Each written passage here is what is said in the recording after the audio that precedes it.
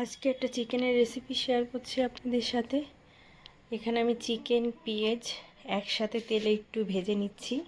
ভালো মতো করে একটু ভাজতে হবে। আর আমি এখানে কাঁঠালের দানা দিয়েছি, আমার ঘরে ছিল তাই। আপনারা এখানে আলুও দিতে পারেন। তো এরকম একটু লাল করে, হালকা লাল করে ভেজে নিয়ে তারপরে মশলাগুলো দিয়ে দিতে হবে, যেমন আদা রসুন পেস্ট, ধনে গুঁড়ো, তারপরে ওই হলুদ, নুন, লঙ্কা, গরম মশলা দিয়ে এইভাবে ভালো করে কষাতে হবে। এইভাবে ভালো করে, মানে যখন মশলাটা কষে যাবে একটা সুন্দর গন্ধ আসবে গরম মশলা সব কিছু। আর এদিকে গিয়ে বিলাই ছানাটা চলে এসছে, তো ওকে একটু দুধ দিতে গেলাম। ওকে দুধটা দিয়ে ও খিদে পেলে চলে আসে, খিদে পেলে চলে আসবে, আবার খাবে, খেয়ে চলে যাবে, আর ওকে খুঁজে পাওয়া যাবে না ও কোথায় আছে, পাওয়া যাবেই না। তো খাওয়া দাওয়া করে ও চলে যাবে।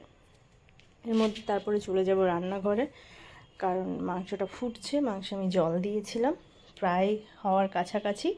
আর একটু ঝোল টেনে গেলে আমি একটু ওর ভেতরে দেব ভাজা জিরের গুঁড়ো আর একটু গরম মশলা একসাথেই করা, ওটাকে দিয়ে তারপরে নামিয়ে নেব ভাজা জিরের গুঁড়োটা দিয়ে।